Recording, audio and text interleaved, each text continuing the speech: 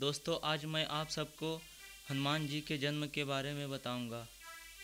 जासु दूत बल बरनि न जाई, तेहि आए पुर कवन भलाई। हनुमान जी के जन्म के संबंध में धर्म ग्रंथों में कई कथाएं प्रचलित हैं। उसी के अनुसार श्री राम के पद स्पर्श से औरत बनी अहिल्या हनुमान जी की नानी थी और गौतम जी उनके नाना थे। हनुमान जी की माता अंजनी गौतम की पुत्री थी। ये बात बहुत सारे लोगों को पता है कि इंद्र अहिल्या की सुंदरता पर आसक्त हो गए थे। उसने एक दिन एक चाल चली। इंद्र को पता था कि गौतम सुबह 4 बजे गंगा स्नान के लिए जाते हैं। उसने अपने एक साथी के साथ मिलकर एक दिन रात के 2 बजे सूर्य निकलने जैसा प्रकाश फैला दिया और उसके साथी ने मुर्गे की नकली आवाज़ निकाली और गौतम जी समझे कि भोर हो गया, मगर ये तो होनी ही थी कि गौतम ने उसे सच समझ लिया और गंगा स्नान के लिए चले गए। उधर इंद्र ने गौतम का वेश बनाकर अहिल्या के साथ संभोग किया। वास्तव में थोड़ी देर में अहिल्या को पता चल ही गया कि उसके साथ संभोग करने वाला कोई कपटी है, लेकिन अहिल्या ने कोई इतराज नहीं किया। मगर अंजनी किसी दरार से यह दृश्य देख रही थी। बाद में जब अहिल्या को पता चला कि अंजनी ने उसके साथ छल होते देख लिया है, तो अहिल्या ने अंजनी से कहा कि वह ये बात अपने पिता को न बताए।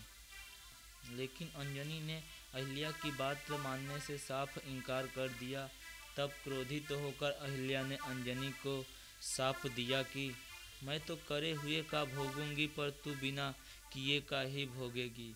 उधर थोड़ी देर में गौतम को पता चल गया कि उनके साथ छल हुआ है और गौतम ने वहीं ध्यान लगाया और सारा हाल जान लिया। अब उनके मन में एक ही बात थी कि देखें कि अहिल्या इस बात को बताती है या छुपाती है। मगर ऐसा ही हुआ कि अहिल्या इस बात को छुपा लिया और गौतम ने उससे पत्थर बन जाने का श्राप दे दिया। उस समय अहिल्या क्रोध में थी, क्योंकि गौतम ने अंजनी से जब छल के बारे में पूछा तो अंजनी ने साफ साफ सच बता दिया। इसलिए अहिल्या ने अंजनी को श्राप दिया कि वो बिना किए ही भुगतेगी। इस पर अंजनी ने दृढ़ता से कहा कि वह अपने जीवन में किसी पुरुष का छाया भी अपने ऊपर नहीं पड़ने देगी। ऐसा कहकर वह उसी समय निर्जन वन में तप करने चली गई। अहिल्या के शाप के बाद अंजनी ऋषिमुख पर्वत श्रृंखला में चली गई और घनघोर तप करने लगी। और उधर सती ने अपने पिता के घर यज्ञ में दाह करने के बाद बहुत समय बीत चुका था और भगवान शंकर में तेज का समावेश हो चुका था और देवता विचार कर रहे थे कि शंकर जी को बहुत समय से सती का साथ नहीं है। ऐसे में यदि उनका तेज वीर्य स्खलित हो गया तो हाहाकार मच जाएगा। इसके लिए वे एक ऐसी तपस्विनी की तलाश में थे जो शंकर जी का तेज सह सके। तब देवताओं ने ध्यान से देखा तो उन्हें अंजनी नजर आई। जो अंजनी संसार से ध्यान हटाकर तपस्या में लीन थी और राम जी के अवतार का भी समय आ चुका था। रुद्र के 11वें अंश हनुमान जी के अवतार का भी समय आ रहा था। कुछ देवताओं ने भगवान शंकर के साथ महात्माओं का वेश बनाकर अंजनी के कुटिया के सामने पहुँचे और पानी पीने की इच्छा जाहिर की।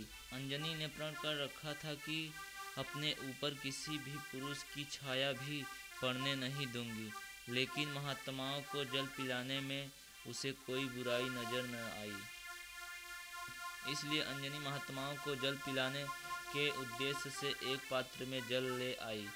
जब वह जल पिलाने लगी तो महात्माओं ने पूछा कि बेटी, तुमने गुरु किया है या नहीं। अंजनी ने कहा कि मैं गुरु के विषय में कुछ नहीं जानती। तब महात्माओं ने कहा, नेगुरा का पानी पीने से पाप लगता है। नेगुरा मतलब जिसका कोई गुरु नहीं हो, उसका पानी पीने से पाप लगता है, अतः हम तुम्हारा जल नहीं पी सकते। अंजनी को जब गुरु का इतना महत्व पता चला तो अंजनी ने महात्माओं से गुरु के